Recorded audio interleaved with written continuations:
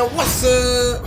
Okay, I'm not doing that. I don't think I want to be that guy. I'm pretty sure I'm probably gonna start this stuff off real chill pretty much every time I do it. So, what's up, man? It's your boy Watch Jimmy Ball, and I'm back with another video. Or am I back? Or is this my first one? I don't know, because I recorded a bunch of them in one day, so I'm a little confused. Anyway, so today we talking about the new camera that just dropped from Sony, the FX6. Now, I don't want to make a long video. This is probably going to be just a quick little thought, a couple of rants of kind of how I feel as an FS5 owner. And when I say like they have given me cinematic gold, I literally mean cinematic gold. Did it play? No.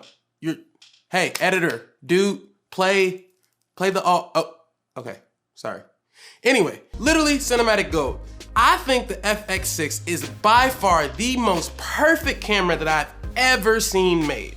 And I know that's like a stretch for a lot of people because some people are gonna be like, well, what about an Alexa? What about a Red? What about the Komodo? What about this and what about that? What about your mom, okay? What about your face? Anyway, no, I'm just saying.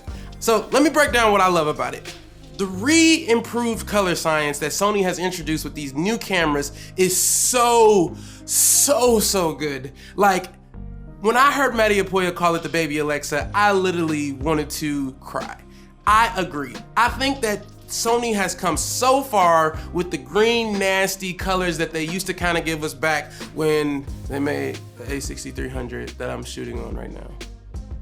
But since then, they've improved so much. And I mean, I've even considered the A7S Mark III, which is basically an FX6 without all the best parts. I know, right? Shade, you liked the shade? I know, I should put a tree. I should get a tree. No, so what I'm saying is like, with the FX6, what you're gonna get is built-in ND filters, built-in audio, XLR audio, professional audio, with great microphone preamps. You're also getting 10-bit 4K up to 120 frames per second. And then when you drop it down to 1080p, 240.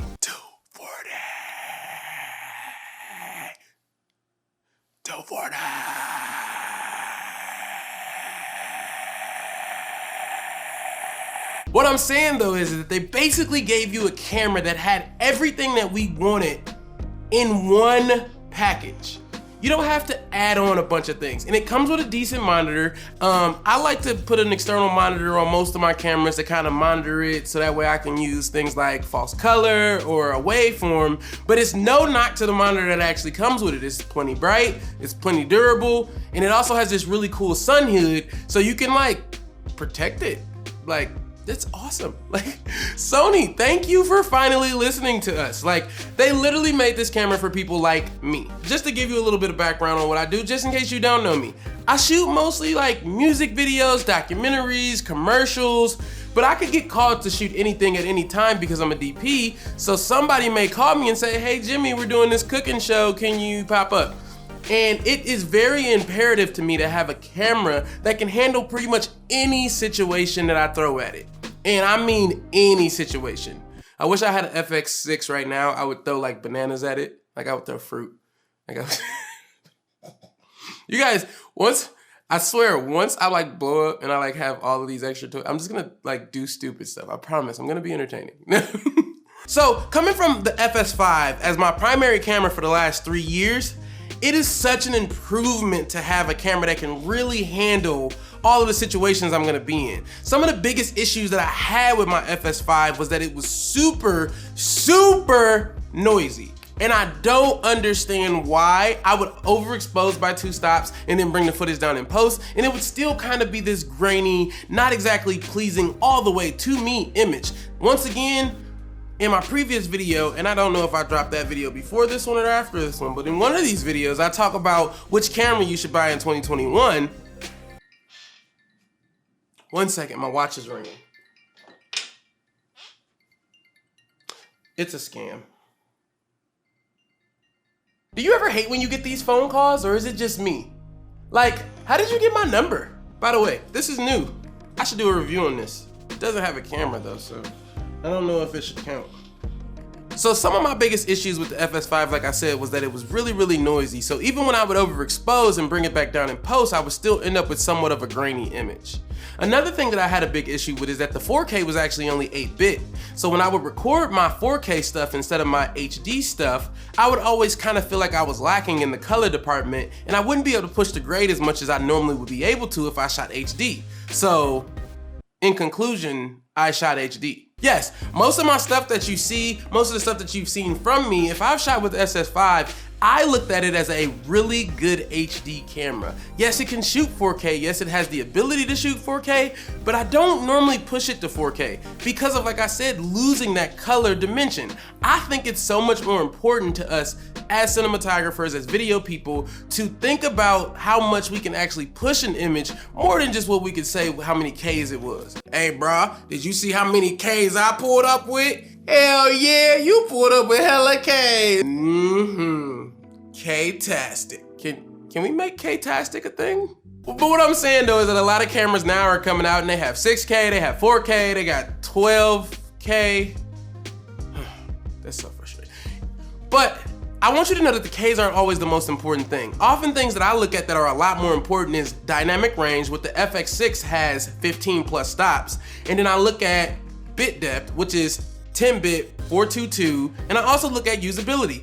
I love the fact that it has built-in ND filters. That literally saves me so much time on set. When I'm switching the lens and I want to put on, you know, my 50 to 100, which I rarely switch, not gonna lie, it's a lot easier for me to just turn the dial and still have ND filters built into the camera behind the lens.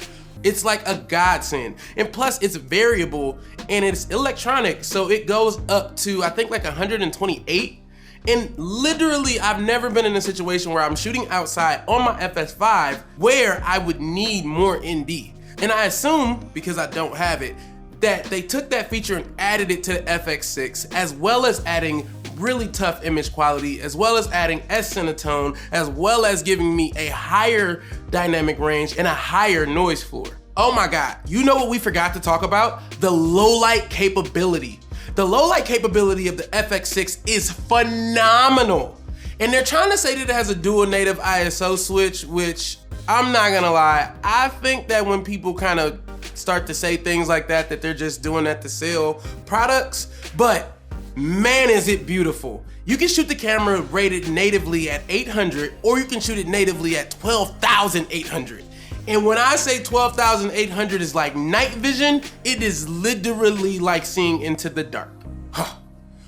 I'm not sure if I'm gonna upgrade to the FX6 in 2021, but if I have the money, I'm pretty much gonna give it to Sony.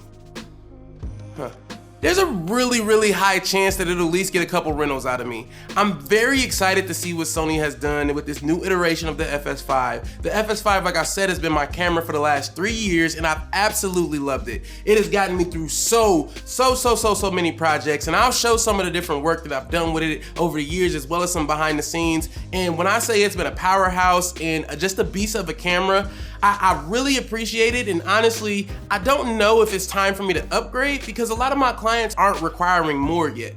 They don't really need 4K, they don't really need 6K. We're still just living in this 1080p world. And as much as I like to say, okay, you can get 4K or 6K and reframe and do all these extra things, often I'm not doing that. As a cinematographer, I'm actually taking my time and cultivating my shots on set. So the whole idea of, you know, you need a camera that can kind of cope with your mistakes.